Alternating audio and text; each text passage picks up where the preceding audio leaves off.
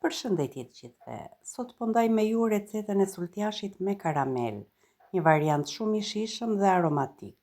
Në këtë video do të mësoni si të zjeni orizin në raportin e duhur me qumshtin, ujë qumër sigurisht, teknikën që karameli mos të kristalizohet kur bashkohet me qumshtin, dhe si të bëni një shtresë dekorative të shkëlqyeshme me karamele niseshte.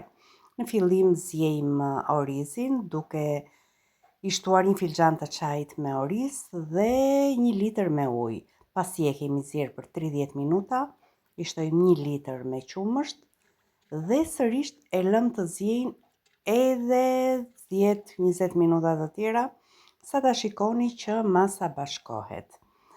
Formojmë karamelin në një tikan të thellë, shtojmë 1 gotë me sheqer, e lëm sa të shkri sheqeri dhe të marrin atë ngjyrën karakteristike të karamelit.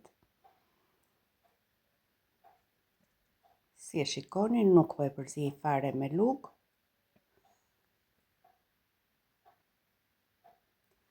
Është momenti për të shtuar ujë të vluar ose nga qumshti i sultjashit, po shtoj unë në rastin tim.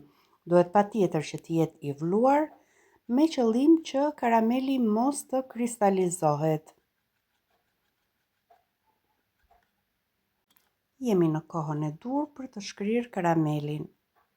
I shtoj nga sultjashi i vluar, si e shikoni nuk është kristalizuar fare sheqeri.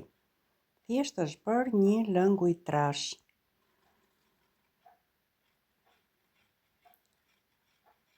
E përziej dhe më pas do ta bashkoj me sultjashin.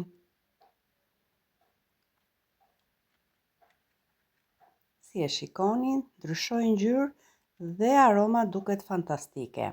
Për t'i shtuar shijen i shtuam dhe një bustin vanilje. Nëse e shikoni që e keni të hollë masën, atëherë mund t'i tresni një lugë niseshte dhe ta shtoni në sultjash, por unë nuk i shtova pasi kishte mjaftueshëm oriz. E ndajmë nëpër tasa dhe lëm që të ftohet. Ndërkohë merremi me karamelin për dekorim. Shtuam gjysmë gote me sheqer, e lëm derisa sheqeri të shkrijë plotësisht. Në një xhepse të thellë kam vënë edhe ujë që vlon, ndërkohë që sheqeri shkrin.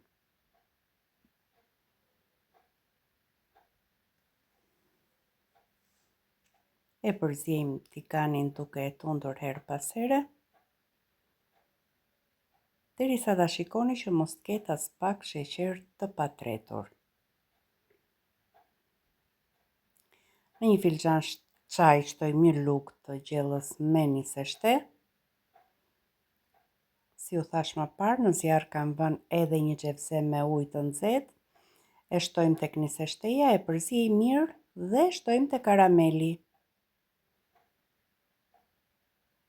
Si e shikoni, nuk u kristalizua. Shtojmë sërish ujë të nxehtë derisa të përftojmë atë masën kremoze të karamelit. Në kuzhinë bëhen dhe shumë gjëra me sy. Karamelin e kemi gati dhe kështu të nxehtë si e kemi, e vendosim mbi tasat e sultjashit ose orizit me qumësht. Të dashur miq, kjo ishte dhe receta për sot. Sultjash me karamel.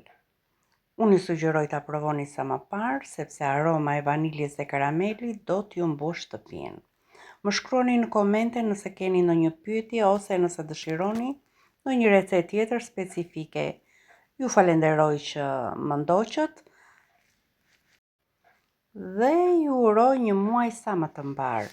Mirupafshim në videon tjetër. Me dashuri nga kuzhina ime.